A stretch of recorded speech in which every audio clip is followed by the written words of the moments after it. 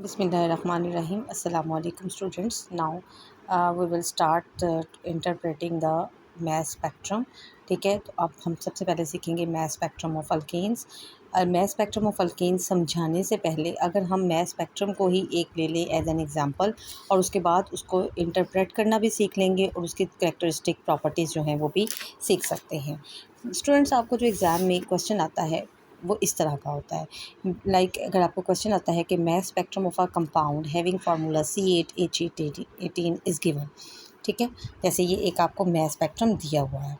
सही है, ऐसे एक आपको मैस स्पेक्ट्रम आएगा और उसका मॉलिक्यूलर फार्मूला दिया होगा. Now question is interpret the peaks at 114, 85, 71, 57, 43 and 29. तो ये जो पीक्स हैं डिफरेंट मैस स्पेक्ट्रम में, हमने इन पीक्स को जस्टिफाई करना है और इंटरप्रेट करना है. ठीक है, तो हमारा ये क्वेश्चन कुछ इस तरह का होगा कि आपको एक मैस स्पेक्ट्रम बना हुआ आएगा और आपने मॉलिक्यूलर फार्मूला गिवन होगा. इस मॉलिक्यूलर फार्मूले और इस मैस स्पेक्ट्रम की हेल्प से स्ट्रक्चर फाइंड करना होगा, या आप ये कह लें कि जो पीक्स बनी है इसे हम स्ट्रक्चर को फाइनलाइज कर सकते हैं. ठीक है, तो सबसे पहले अगर आपको इस तरह का कोई क्वेश्चन आता है तो आपने क्या क्या आंसर में बताना होता है. तो मॉलिक्यूलर फार्मूला तो जैसे आपको गिवन है, डेट इज़ C8H18 है. ठीक है, इसके बाद नेक्स्ट स्टेप होगा कि आपको मॉलिक्यूलर मैस कैलकुलेट करना होगा. ठीक है, अब मॉलिक्यूलर मैस, अब आपको पता है C8 है तो इसका मतलब है 12 कार्बन एटम्स हैं. ठीक है ना, तो 8 कार्बन एटम्स हैं जिनका मोलर मैस जो है वो 12 होता है. तो हम 12 मोलर मैस ऑफ कार्बन को 8 से मल्टीप्लाई कर लेते हैं, प्लस हमारे पास 18 हाइड्रोजन है, एक हाइड्रोजन का मैस 1 है, 18 हाइड्रोजन से इसको मल्टीप्लाई कर लेंगे तो टोटल आपके पास जो है 96 प्लस कितना हो जाएगा 18. तो ये आपके पास टोटल जो मैस है 8 एंड 6 14 1. ठीक है, और ये 114 या 114 आपके पास इसका मॉलिक्यूलर मैस आ जाएगा.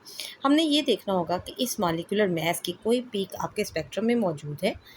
Yes, here it is present. ठीक है, ये आपके पास जो 114 मैस वाली पीक मौजूद है, इसका मतलब है ये मॉलिक्यूलर आयन पीक है. ठीक है, मॉलिक्यूलर आयन पीक बन रही है, इसका मतलब है फ्रेगमेंटेशन होंगी. चूँकि इस मॉलिक्यूलर आयन पीक की जो परसेंटेज अबंडेंस है वो कम है, इसका मतलब ये है कि ये ज़्यादा स्टेबल नहीं है.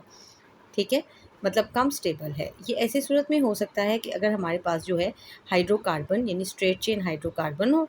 ठीक है, और उसमें जो है हमारे पास जो है लो इंटेंसिटी की एक पीक बनी, मॉलिक्यूलर आयन पीक. तो 114 वाली पीक जो है ये हमें इंडिकेट कर रही है कि मॉलिक्यूलर आयन पीक है. गर्ल्स, ये भी स्टूडेंट्स, ये भी आपको बता दूं कि जो राइट साइड पे पहली पीक हमारे पास आएगी with greatest m/z value that will represent the molecular ion peak. शर्त ये है कि वो आपके मॉलिक्यूलर फार्मूले के मॉलिक्यूलर मैस के मुताबिक हो. ठीक है, तो ये मॉलिक्यूलर आयन पीक बन गई. इस मॉलिक्यूलर आयन पीक की परसेंटेज अबंडेंस लाजमी नहीं कि 100% हो. नाउ आपने मॉलिक्यूलर मैस कैलकुलेट किया 114 और इसकी पीक हमारे पास मौजूद है. यहाँ से हमने ये अंदाज़ा लगाया कि हमारे पास जो मॉलिक्यूलर आयन पीक बन रही है वो 114 पे मॉलिक्यूलर आयन पीक मौजूद है. दूसरा हमने बताना है base peak. Base peak generally high intensity की पीक होती है. जस्ट मैस स्पेक्ट्रम को आपने देखना है. ठीक है, इसमें जो सबसे ज़्यादा इंटेंसिटी वाली पीक होगी दैट इज़ एट 43. इस पीक को आप क्या कहेंगे, बेस पीक्स. अगर आप इस बेस पीक की परसेंटेज अबंडेंस चेक करें तो वो 100% है विथ 43 मैस. ठीक है, तो ये जो पीक है ये स्टेबल कैटाइन की पीक होगी. ठीक है, स्टेबल पॉजिटिव आयन की पीक होगी और इसे हम बेस पीक कहेंगे. अब बेस पीक जो आपकी बनी है वो 43 पर आ रही है. ठीक है, आपने ये लिख देनी है. इसके बाद आपका नेक्स्ट काम होगा कि आपने DBE कैलकुलेट करनी होगी. ये मैंने आपको कैलकुलेट करना सिखाया है कि डबल बॉन्ड इक्विवेलेंस कैसे निकालते हैं. अब हमारे कंपाउंड में सिर्फ कार्बन और हाइड्रोजन है ना, इसमें ऑक्सीजन है ना नाइट्रोजन है. तो ये तो पता चल गया कि ये हाइड्रोकार्बन है. अब हाइड्रोकार्बन में हमारे पास अल्केन, अल्कीन और अल्काइंस तीनों होते हैं. तो हमने ये चेक करना है कि ये अल्केन, अल्कीन, अल्काइन में से किस फार्मूले पे मैच करती है. तो वी नो डैट यहाँ पर N यानी नंबर ऑफ कार्बन एटम 8 है. अगर हम इसको एल्केन के जनरल फार्मूले में लगाएं तो ये CnH2n प्लस 2 वाले फार्मूले में अगर हम इसे अप्लाई करते हैं तो हमारे पास जो फार्मूले का CH2 इंटू कितने आ जाएंगे 8 प्लस 2. तो ये टोटल आपके पास आ जाएगा C8H18. तो ये C8H18 का आना इंडिकेट कर रहा है कि आपके पास जो जनरल फार्मूला है, जो मॉलिक्यूलर फार्मूला गिवन है, ये अल्केन्स का फार्मूला है। अल्केन्स, अब इसका मतलब है simply you are having saturated hydrocarbon. अब हमारा फोकस हो गया ना, जो हमारा मॉलिक्यूलर फार्मूला दिया था उसके मुताबिक अब हमारा फोकस है कि हमारा जो कंपाउंड है वो एक सैचुरेटेड हाइड्रोकार्बन है, यानी अब saturated hydrocarbon. We all know that saturated hydrocarbon दो तरह के होते हैं, branch chain and straight chain. ठीक है, अब हमने इनमें चेक करना है कि ब्रांच है, यानी ये मॉलिक्यूलर फार्मूले के साथ C8H18 मॉलिक्यूलर फार्मूले के साथ हमारा जो गिवन कंपाउंड है वो ब्रांच चेन हाइड्रोकार्बन है या कि फिर अब straight chain single bond containing hydrocarbon है। ठीक है, इसके लिए ये है कि हम अब इसके मैस स्पेक्ट्रम को इंस्पेक्ट करेंगे। आपने एक बात याद रखनी है कि in case of simple straight chain hydrocarbons the difference in the peaks will lie at the difference of 14। कितने के डिफरेंस पे? 14 के डिफरेंस पे, which is equal to CH2। अगर आपको याद हो तो अल्केन्स, जैसे सपोज करें ब्यूटेन ही है, ठीक है, तो ब्यूटेन के फार्मूले में अगर हम देखें तो यहाँ से अगर आप CH2 CH3 करते हैं और अगर ये एक क्लीवेज यहाँ से हो, ठीक है, तो ये टोटल जो डिफरेंस आता है ये 29 का डिफरेंस आता है। ठीक है, और अगर एक मिथाइल ग्रुप निकल जाए तो 15 का डिफरेंस आता है, लेकिन अगर एक मैथिलीन ग्रुप कम होता जाए तो फिर कितना डिफरेंस आएगा? 14 का डिफरेंस आएगा। जनरली हमारे पास जो अल्केन्स होंगी, स्ट्रेट चेन अल्केन्स, उनमें हर पीक दूसरी पीक से 14 के डिफरेंस पर होगी। हम ये चेक करते हैं कि हमारा मॉलिक्यूलर फार्मूला मैस जो है वो 114 है, हमारी नेक्स्ट पीक 85 पे बन रही है। अगर हम 114 और 85 का डिफरेंस निकाल कर देखें, कितना डिफरेंस निकाल कर देखें 114 और 85 का, तो ये डिफरेंस आता है 29 का। 29 का डिफरेंस तब बनता है जब आपके पास इथाइल ग्रुप। ठीक है, इसका मतलब है कि हमारे जो हाइड्रोकार्बन है उसमें से क्या चीज़ रिमूव हुई है? हमारे पास हाइड्रोकार्बन में से एक रेडिकल फॉर्म में इथाइल ग्रुप माइनस हो गया है। ठीक है, और पीछे जो है बाकी जो फार्मूला बचा है उसका मॉलिक्यूलर मास 85 है। सही है। फर्दर 85 और 71 की अगर आप डिफरेंस को नोट करें तो 85 और 71 का डिफरेंस भी 14 के डिफरेंस पर है। अगर आप देखें तो 85 में से अगर हम 71 माइनस करते हैं तो हमारे पास डिफरेंस 14 का आता है। इसका मतलब है जो फ्रेगमेंट पॉजिटिव आयन बना था उसमें से मज़ीद एक CH2 ग्रुप कम हो गया है। सही है।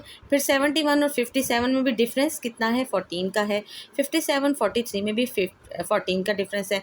57 71 में भी 14 का है और 43 और 29 में भी डिफरेंस 14 का है। इसका मतलब है कि ग्रेजुअली अगर हम इस स्पेक्ट्रम में देखें तो हर पीक दूसरे पीक से 14 के डिफरेंस पर है, जो कि इंडिकेट कर रही है कि हमारे पास जो हाइड्रोकार्बन है वो स्ट्रेट चेन हाइड्रोकार्बन है। तो हम सबसे पहले इस हाइड्रोकार्बन का कोई एस्टिमेटेड फार्मूला लिख लेते हैं। सपोज करें कि हमारे पास जो हाइड्रोकार्बन है वो एक स्ट्रेट चेन हाइड्रोकार्बन है। स्ट्रेट चेन हाइड्रोकार्बन का मतलब है चूँकि हमारे पास 8 कार्बन है तो 8 कार्बन वाली ये एक चेन है। 5 6 7 कितने हो गए? 4 3 7 और 1 8। ठीक है, अब ये जो 8 कार्बन वाली आपके पास स्ट्रेट चेन हाइड्रोकार्बन है, हमने ये अभी एस्टिमेट किया है इसका फार्मूला। ठीक है, अभी हमने एग्जैक्टली बताया नहीं, हमने ये सोचा है कि अगर स्ट्रेट चेन हाइड्रोकार्बन हो तो फिर ये होगी, क्योंकि अब ये तो हमें पता चल चुका है कि ये एक सैचुरेटेड हाइड्रोकार्बन यानी अल्केन है। अब गर्ल्स अगर इसमें हम ये देखें कि हमारे पास सिर्फ मिथाइल ग्रुप अगर माइनस होता है इस पूरे 114 में से, अगर मॉलिक्यूलर मास टोटल 114 है और अगर मिथाइल ग्रुप यहाँ से, आपको पता है इसका पहले क्या बन जाएगा? रेडिकल कैटाइन बन जाएगा, मॉलिक्यूलर पीक बन जाएगी। ठीक है, अब इस मॉलिक्यूलर पीक में से अगर सिर्फ ब्रेकडाउन यहाँ से होती है तो मिथाइल अगर in the form of radical निकलता है और ये पॉजिटिव आयन की फॉर्म में निकलता है तो सिर्फ हमारे मॉलिक्यूलर मास में 15 का डिफरेंस आएगा। मॉलिक्यूलर मास हमारा कितना था? 114। ठीक है, 114, और उसमें से अगर हम 15 माइनस करते हैं तो हमारे पास जो आंसर आता है वो तकरीबन 99 आता है, और 99 के साथ हमारे पास इस स्पेक्ट्रम में कोई पीक नहीं है। इसका मतलब है there is no loss of methyl radical. ठीक है, अब फिर हमारे पास ये पॉसिबिलिटी नहीं है यहाँ पे। फर्दर हम ये देखते हैं कि फिर कौन सी पॉसिबिलिटी हो सकती है। अगर हम ये मॉलिक्यूल को यहाँ से ब्रेक करें, ठीक है, अगर क्लेवेज यहाँ से हो जाए और ये एक फ्री रेडिकल बन जाए और ये एक पॉजिटिव आयन बन जाए, ठीक है। तो जो फ्री रेडिकल है आपको पता है ये तो डिटेक्ट नहीं होना। इस टोटल फ्री रेडिकल में आप देखें तो इसका मास है 29। ठीक है, अगर ये 29 हम पूरे मॉलिक्यूलर मास में से माइनस कर दें, यानी 114 में से अगर हम 29 माइनस करते हैं, जो कि अगर रेडिकल की फॉर्म में माइनस होता है, तो हमारे पास बचेगा 85। ठीक है, इसका मतलब है इस पूरे जो फ्रेगमेंट बनी है इसका मास जो है वो क्या है, m/z इसकी अपीयर होगी 85 पे, और ये पीक हमारे पास यहाँ पर मौजूद है। ठीक है, अब नेक्स्ट पीक 71 पे आ रही है। अगर हम ये देखें कि अगर हम इसी पूरे कंपाउंड में से, ठीक है, अगर इस पूरे कंपाउंड में से हम, ये एक पीक बन गई, अब फर्दर ये एक फ्रेगमेंट हो गई। ठीक है, अब इसी मॉलिक्यूल को दोबारा से लिखें आप, ताकि आपको आसानी से हर चीज़ जो है वो समझ आए। ठीक है, आप इसको दोबारा से लिखेंगे CH2 CH3, ठीक है, CH2 CH2 CH2 CH2, ठीक है, टू कितने हो गए भाई, 1 2 3 4 5 6 7 एंड 8। पहले हमने इसको 2 कार्बन के डिफरेंस पे काउंट किया। अब अगर हम यहाँ से क्लीवेज कर देते हैं, ठीक है, आपका जो मॉलिक्यूलर आयन है अगर उसमें जो फ्रेगमेंटेशन है वो यहाँ से फ्रेगमेंटेशन हो जाए थर्ड रेडिकल से, ठीक है, तो ये वाला हिस्सा अगर एक रेडिकल बन जाता है और ये हिस्सा पॉजिटिव आयन बन जाता है, तो 3 कार्बन का ये कंपाउंड जो है, ये रेडिकल जो है, इसमें 3 कार्बन निकले हैं 1 2 3। इसका टोटल मास है 36 + 7 43। अगर हम 114 से 43 माइनस कर दें, 114 से 43 माइनस कर दें, ठीक है, तो हमारे पास क्या बचना चाहिए, हमारे पास 1 और 11 में से 4 71, यानी ये वाला जो रेडिकल या ये वाला जो कैटाइन बना है इसकी जो m/z है वो अपीयर होगी 71 पे। तो क्या हमारे पास 71 की कोई पीक है? Yes, this is the peak at 71। ठीक है, इसी तरह नेक्स्ट पीक 57 के डिफरेंस पे है, और 57 का डिफरेंस तब बनेगा जब अगर आप ये वाला जो पार्ट है इसमें से एक और जो है, जैसे अगर हम ये फिर दोबारा अल्केन लिखें, ठीक है, मैं इसलिए बार बार लिख रही हूँ ताकि आपको जो है फ्रैगमेंट्स बनानी आ जाए पेपर में। आपने फ्रैगमेंट्स को प्रॉपरली बनाना है, 1 2 3 4 5 6 7 एंड 8। ठीक है क्लास, अब ये देखें आप, आपके पास यहाँ पे पहले हमने 3 कार्बन पर फ्रेगमेंटेशन की थी, अब 4th कार्बन पे अगर ये मॉलिक्यूलर आयन है और इस मॉलिक्यूलर आयन की फ्रेगमेंटेशन होती है, ठीक है, और इस फ्रेगमेंटेशन में 1 2 3 और 4 पार्ट पे अगर यहाँ पे क्लीवेज होता है, ये एक रेडिकल कैटाइन बन जाए और ये एक पॉजिटिव आयन बन जाए, तो इस पॉजिटिव आयन में से 4 कार्बन वाली एक रेडिकल निकल जाएगी। 1 2 3 4 48 में आपने 3 to 5 to 7 to 9, 48 + 9 कितने होते हैं? 57। तो अगर हम 114 में से 57 माइनस करते हैं तो हमारे पास बचेंगे 57। ठीक है, तो हमारे पास एक पीक किस पे आनी चाहिए? 57 पे आनी चाहिए, क्योंकि इसकी m/z वैल्यू जो है वो 57 है। ठीक है, तो वी हैव 57 पीक एट 57। ठीक है क्लास, तो यहाँ पे हमें ये क्लियर हो रहा है कि ये जो हमारी हाइड्रोकार्बन है, जो हमने एक्सपेक्टेड स्ट्रक्चर ड्रॉ किया है उसके मुताबिक जो हमारे पास पीक्स आ रही हैं वो बिल्कुल उसी तरह ही आ रही है। अब अगर एक थर्ड यहाँ पे आ जाए, तो अगर ये 3 पार्ट वाला रेडिकल बन जाए तो इसकी दोबारा से मॉलिक्यूलर मास वही होगा, कितना होगा? अगर 3 के -3 के डिफरेंस पर हो तो हमारे पास इसका मॉलिक्यूलर मास 43 के बराबर आएगा। We have a peak at 43। ठीक है, और इसी तरह हमारे पास अगर ये आपके पास कैटाइन बन जाए और ये सारा रेडिकल बन जाए तो एक पीक 29 पर भी आ सकती है।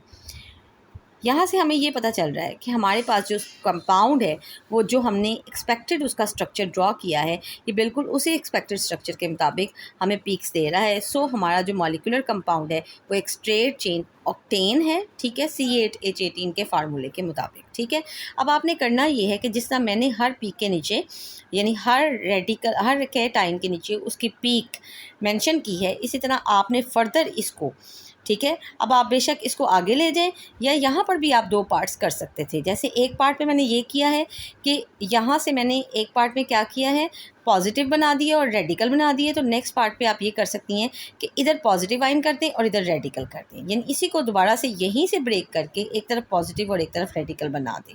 ठीक है, तो ये 29 वाली पीक जो है वो भी हमारे स्पेक्ट्रम में मौजूद है। ठीक है। तो इस तरह हमने तमाम पीक्स, आपने सिंपली यही बताना है कि ये पीक्स जो हैं कहाँ कहाँ पर और किस रेडिकल कैटाइन, किस कैटाइन की या रेडिकल कैटाइन की पीक जो है वो अपीयर हो रही है। तो इस तरह हमारा जो एक्सपेक्टेड फार्मूला है, यानी given formula of the compound जो है वो कंफर्म हुआ कि ये मॉलिक्यूलर स्ट्रक्चर जो है इस कंपाउंड का, that is octane with the formula CH3 CH2 CH2 CH2 CH2। ठीक है, CH2 3 1 2 3 4 5 6 7 एंड 8। हालांकि इसमें हमें मॉलिक्यूलर फार्मूला बताने की ज़रूरत नहीं है, मतलब उसने हमें स्ट्रक्चरल फार्मूला तो नहीं पूछा, उसने तो कहा है इंटरप्रेट करें। तो इंटरप्रेट उसी सूरत में कर सकते हैं कि अगर हम किसी कंपाउंड का कोई एक्सपेक्टेड स्ट्रक्चर जो है वो लिखें। बाकी हम नेक्स्ट पार्ट में करेंगे।